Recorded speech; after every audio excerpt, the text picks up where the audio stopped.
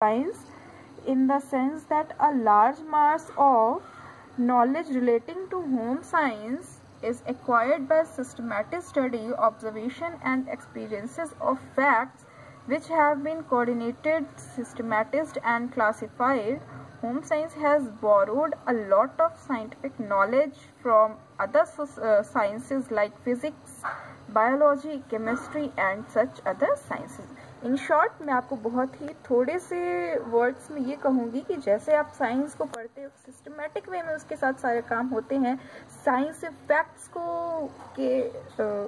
Facts को ही लेकर काम करता है, वैसे ही हमारा होम साइंस जो है वो सिर्फ और सिर्फ फैक्ट्स को लेकर काम करता है। जैसे आप साइंस में सारी चीज़ें सिस्टमेटिक वे में करते हो, सिस्टमेटिक स्टडी करते हो, ऑब्जर्वेशन करते हो, देन एक्सपीरियंस करते हो, उसका रिजल्ट आता है, फिर आप उस पर काम करते हो, वैसे ही आप होम साइंस के साथ भी करते हैं। Okay, home science as an art.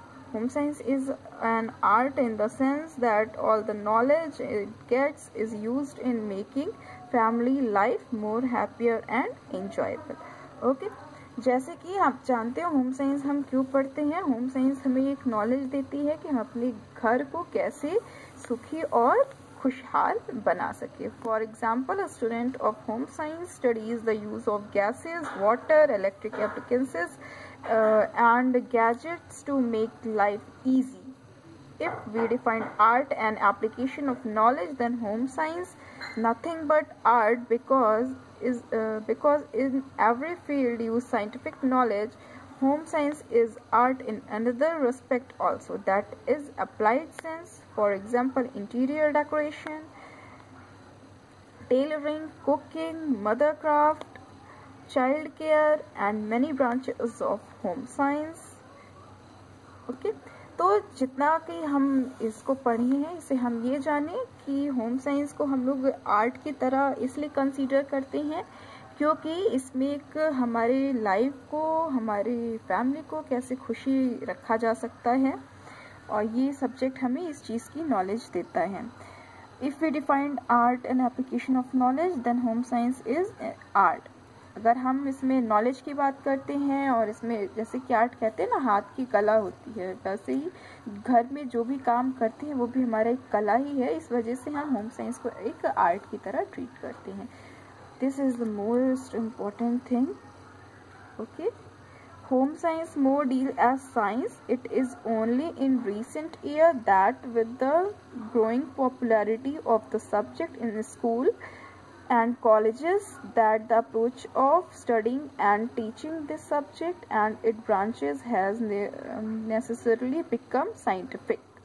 Okay, आज के समय में होम साइंस को हम साइंस की तरह ज़्यादा डील कर सकते हैं क्योंकि होम साइंस में वो सब चीज़ें आती हैं जो हम एक साइंस में करते हैं, यानी कि हम फैक्ट्स को लेकर काम करते हैं और इसकी जितनी भी चीज़ें होती, इवन आप घर पे आप आटा भी गूंद रहे हो तो उसमें भी देखो एक हम प्रोसेस एक सिस्टमेटिक वे से काम करते हैं। तो इस वजह से हम होम साइंस को एक साइंस की तरह ज़्यादा ट्रीट करते हैं। There is objects or aim of home science. Okay, there are so many objects and aim of home science. There are few objects in home science: formation of health development habits, developing self-confidence and resilience, developing sense of responsibility, developing social and moral traits, developing artistic and scientific approaches, developing skill of home management, developing personal approaches. यानी कि इसके objects क्या है? Formation of good health development habit, यानी कि हमारे अंदर health development habit की फॉर्मेशन यानी कि बढ़ता है। Developing self confidence and self reliance, यानी कि हमारे अंदर सेल्फ कॉन्फिडेंस आता है। डेवलपिंग सेंस ऑफ रिस्पॉन्सिबिलिटी, हमें अपनी रिस्पॉन्सिबिलिटी को समझने आता है का विकास होता है। Developing social and moral traits, यानी कि सोशल हमें समाज में कैसे रहना है, हमारी क्या दायित्व होती हैं, इस चीज़ का विकास करवाता है। Developing artistic and scientific approaches, यानी कि आर्टिस्टिक और साइंटिफिक अप्रोचेस का विकास होता है कि कैसे हमारी क्या टेक्नोलॉजीज आ रही हैं और किस तरीके से इसको हम यूज़ कर सकते हैं। तो so many objects are there. Okay, importance of home science, importance of home science कि होम साइंस को पढ़ने से हमें क्या फ़ायदा मिलेगा, क्यों हम इसको पढ़ें और किस तरीके से ये हमारी लाइफ को बेटर बनाता है।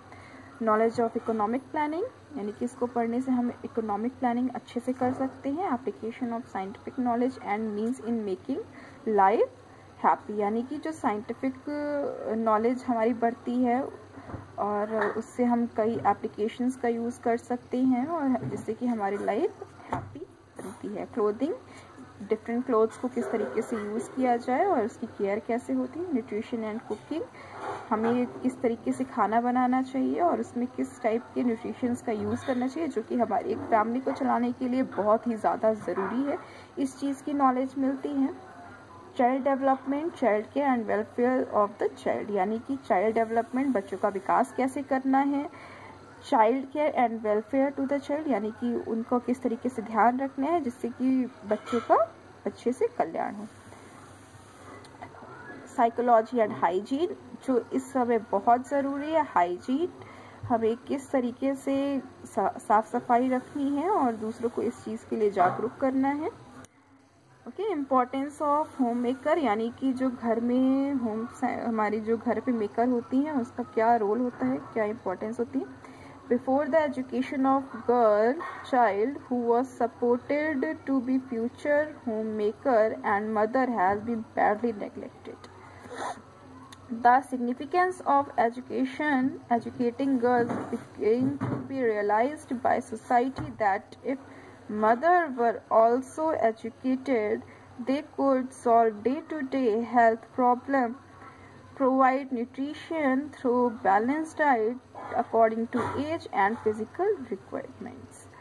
यानी कि बहुत पहले जो गर्ल चाइल्ड थी, लोग जानते थे कि आगे चल के यही हमारे घर को संभालेंगी, यही एक मदर का काम करेंगी, यही हमारे पूरे घर का ध्यान रखने वाली हैं। ये जानने के बावजूद इंडिया में गर्ल्स को बहुत बुरी तरीके से ट्रीट किया जाता था। The significance of educating became realised by society, यानी कि अगर सोसाइटी में ये चीज़ फील किया जाता कि हाँ गर्ल्स का क्या दायित्व है और उन्हें हर काम को कितने अच्छे तरीके से कर सकती हैं, अगर ये पता होता तो जो इतनी सारी हेल्थ प्रॉब्लम्स होती हैं न्यूट्रिशंस को लेकर, बैलेंस डाइट को लेकर, बहुत ईजिली सॉल्व किया जा सकता डेली। फिर कुछ और हमारे इम्पोर्टेंस भी है गर्ल चाइल्ड के होम मेकर के लिए कि it satisfy the basic needs of all members in family. अगर गर्ल जो होम मेकर है वो पढ़ी लिखी होगी, उसे होम साइंस के बारे में पूरी अच्छी से जानकारी होगी, तो वो हमारी फैमिली मेंबर्स की बेसिक नीड्स को पूरी कर सकती हैं। It provide nutrition according to the age and work to all the family members, यानी कि वो हमारे एज ग्रुप के अकॉर्डिंग वो सारे न्यूट्रिशंस को देंगी और वो सारे मेंबर्स का ध्यान रख सकती हैं। वो पूरे